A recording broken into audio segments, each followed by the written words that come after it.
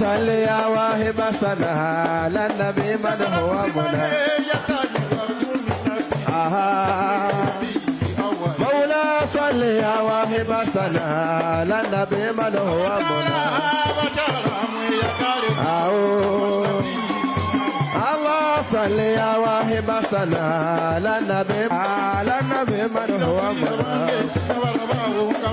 على النبي من هو منى على النبي من هو منى على النبي من هو منى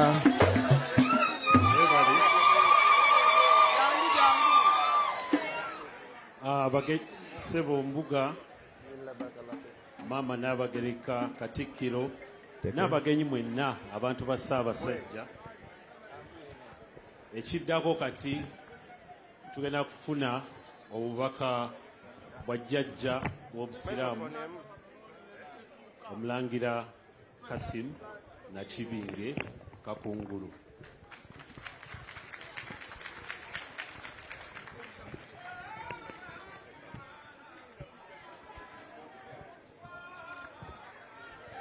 صل يا رب العالمين سمه طه وياسين الله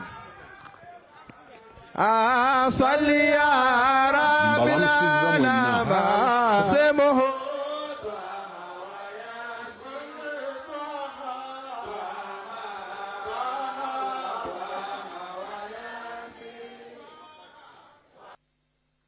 Minisita ba Kabaka ne ba minisita ba munnaffe Kaisali ab'ebitiibwa mwenna bantu ba Katonda assalamu alaikum wa rahmatullahi wa barakatuh.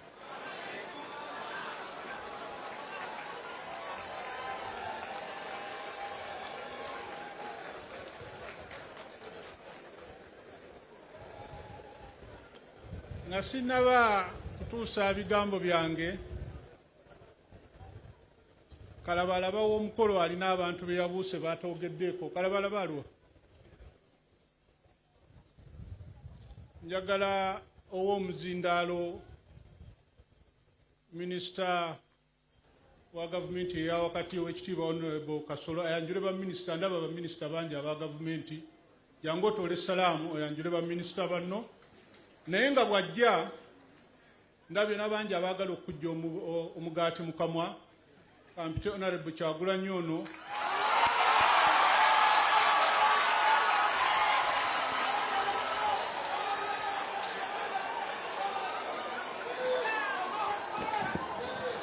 sallu ala nabi ayanjule banne bwe baagala okubanga bavuganya gavumenti n'omuzindaalo yanjula banaye twefuge agenda kutoola salaamu ayanjule banne abakulembeze b'ebibiina by'obufuzi ebiri wano ebivuganya. N'oluvannyuma Honorable Kasolo atoole salaamu ayanjule baminisita ba gavumenti. So mu ddakiika nga 2 ajja kuba ewedde. Please. Neyanza nnyo jjajja, neyanzeege.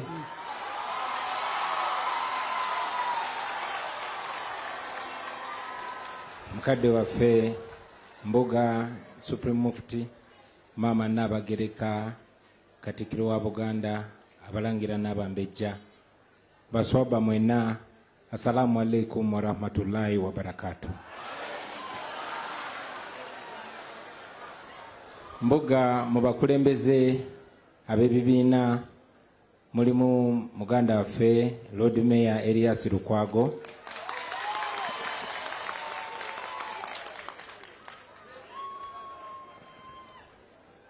era nga bamu ku banne mulimu Honorable Semujunganda,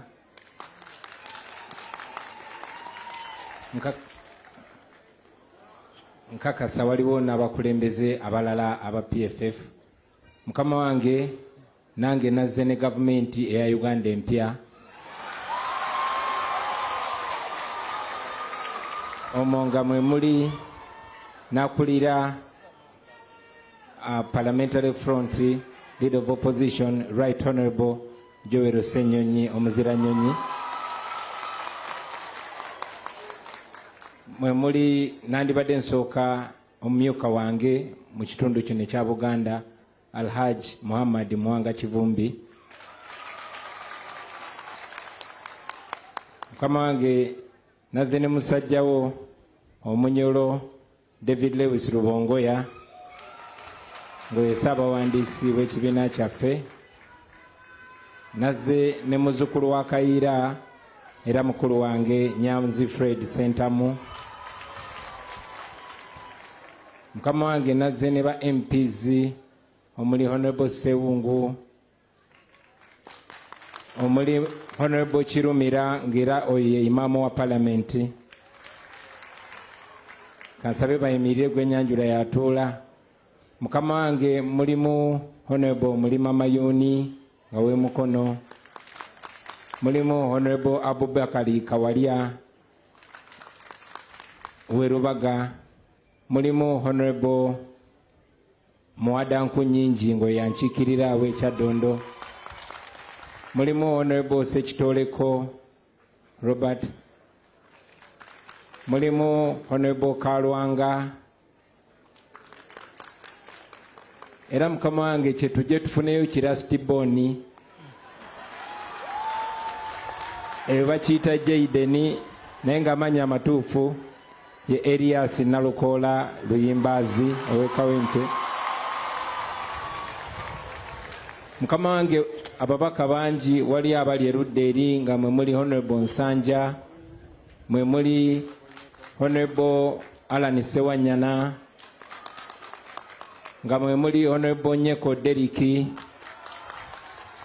nga mwe muli Honorable David Serukenya, nga mwe muli ne Honorable Balimwezo Nsubuga.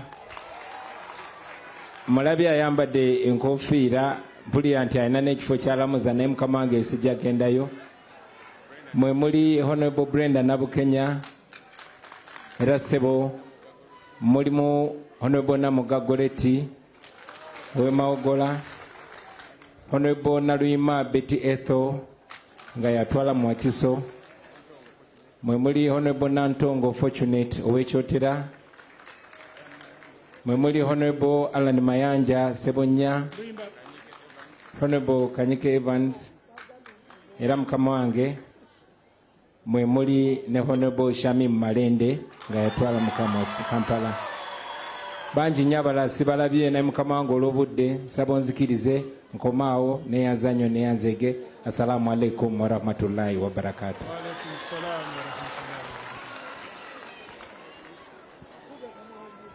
Jajja omulangira ate era tukyazizza wano kasozi kaffe kano Kibuli. Mama waffe, mama wa Buganda ate era ne Katikkiro wa Buganda, abagenyi ba Ssaabasajja Kabaka mwenna, bassebo ne bannyabo, assalamu alaikum wa rahmatullahi wa barakatuh.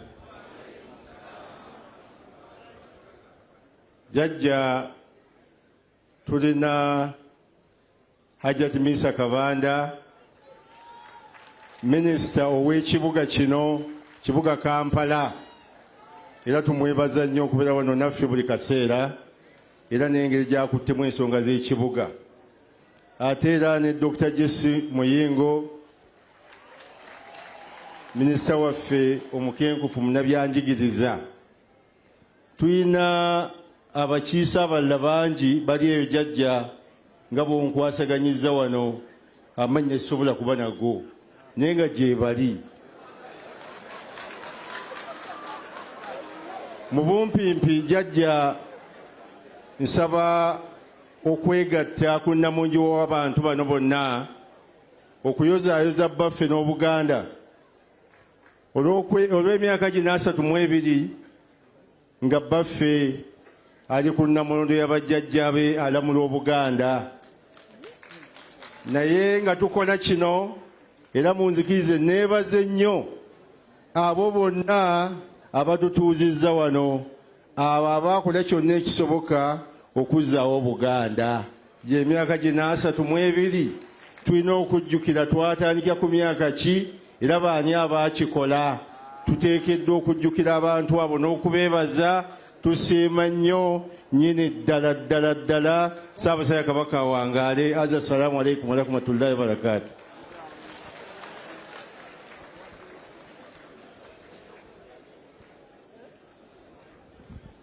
Your Eminence, Supreme Mufti wa Uganda, Sheikh Galabuzi,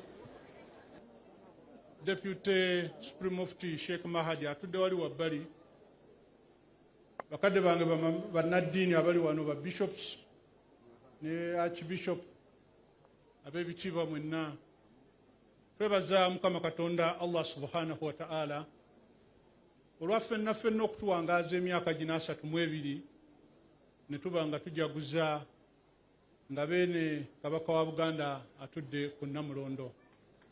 Twebaza Allah amuwangaazizza emyaka egyo 32 era nga tumusaba ayongere okumuwangaaza emyaka n'emyaka abenga akulembera Obuganda.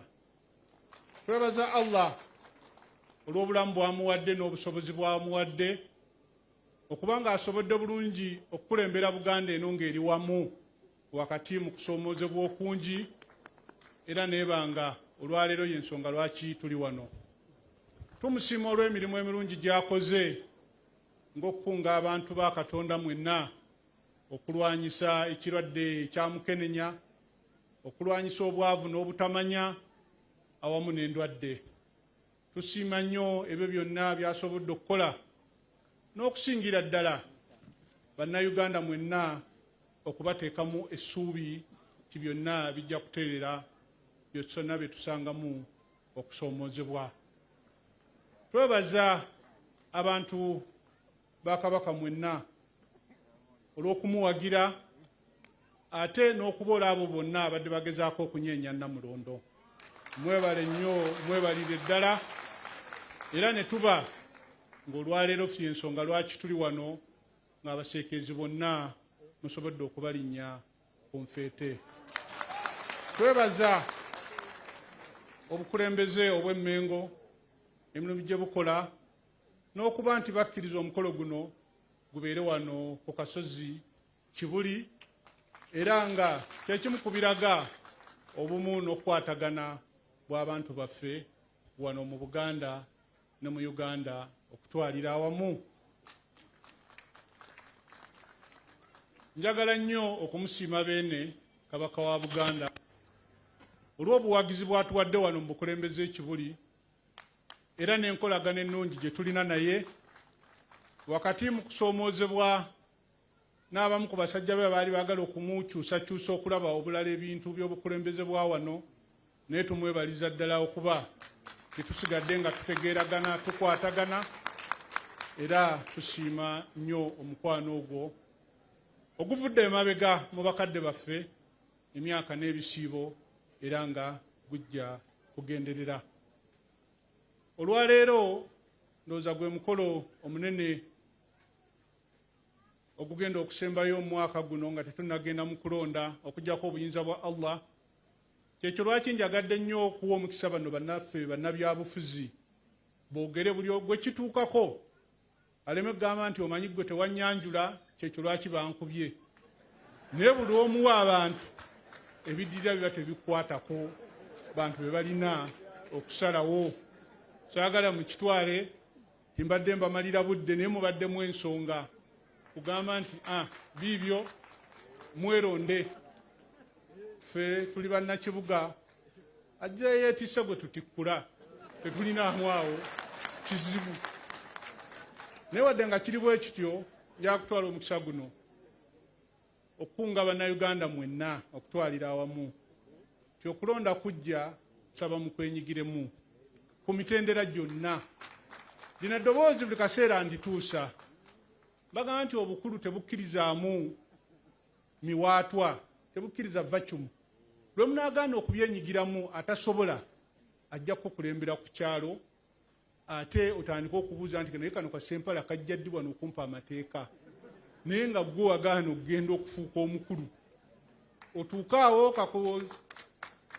bakusaba ebbaluwa ya LC kagambe nti simumanyi ku kyalo kyange olwo kyako kakati bannaffe mbasaba nnyo ebintu bino mubibeeremu mubenga obuvunaanyizibwa mu butuukiriza ku mitendera gyonna nga buli awo nabo nga bafuuse ekizibu mu kulonda kuno tubasaba ti bino bijja ne bigenda kati wabulayo emyezi 6 mu myezi 8 bijja kuba biwedde tewali nsonga lwaki tulwana tewali nsonga lwaki okako omuntu okukola ekyo kyatayagala naye osimba busimbi nsonga akkiriza nakkiriza aganye n'agaana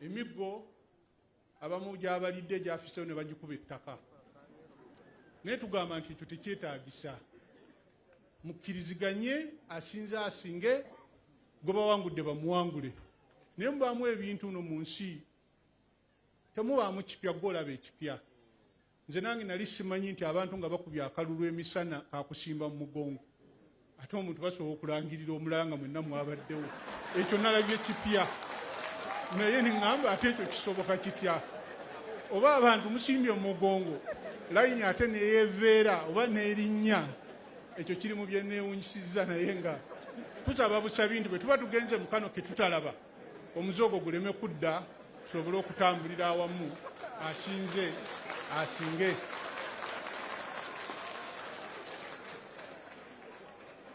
njagala kumaliriza nga nebaza olukiiko oluteesetese omukolo guno olw'omulimu omulungi gwe bakoze n'okusiima mwenna n'okubaaniriza abazze mu hadhara eno mwebale nnyo mwebale kujja naye akatalekeka byobufuzi bano mbawadde omuzindaalo naye bakadde baffe bano abatulyowa abatudde wabbali njagala kubasaba akiikiridde kereziya katolika n'akiikiridde Church of Uganda ne Musodokisi mujje dakiika emu mubuire ku bantu bano ku kazindaalo ensi basobola okubalaba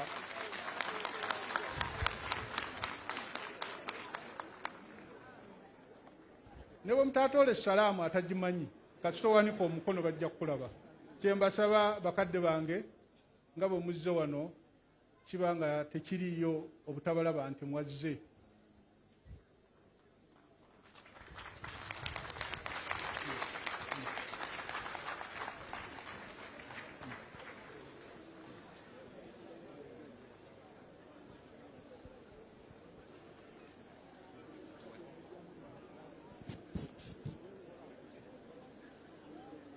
webale nnyo ssebo webale ddala olw'omukisa ogutuweereddwa ssebo Katikkiro wa Buganda maama waffe n'Abagereka abakulu mwenna abakulu b'ebika awamu abalangira n'abambejja ate era baministers bamemba parliament baganda baffe mwenna Katonda yeebazibwe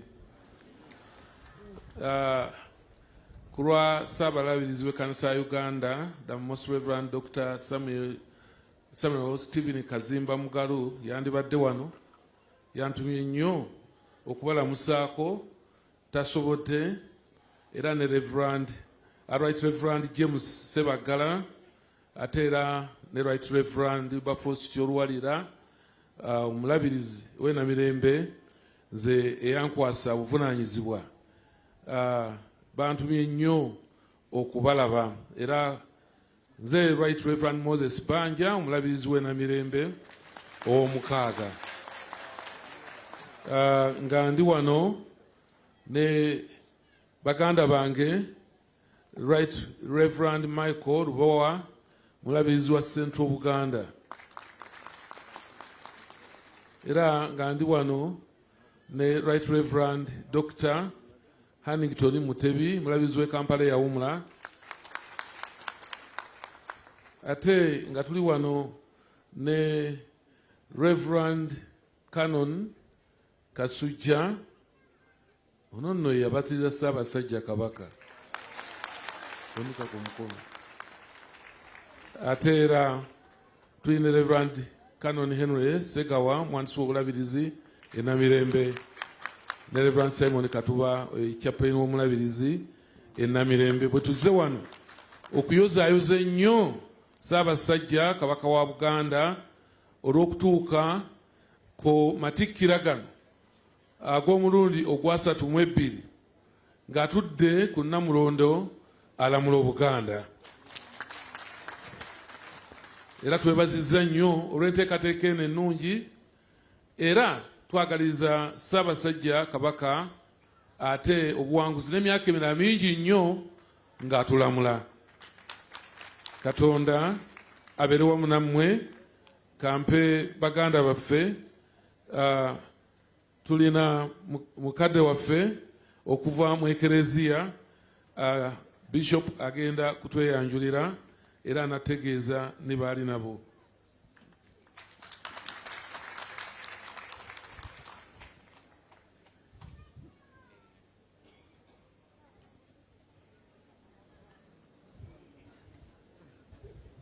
Sijja kwe nze ndi amanya gange nze Archbishop Augustine Kasujja, nali mubaka wa Papa mu Belgium ne Luxembourg gye namalira, nali mubaka wa Papa e Nigeria ne mu Madagascar, kaakati ne mpumula. Ndi musajja wa Kabaka.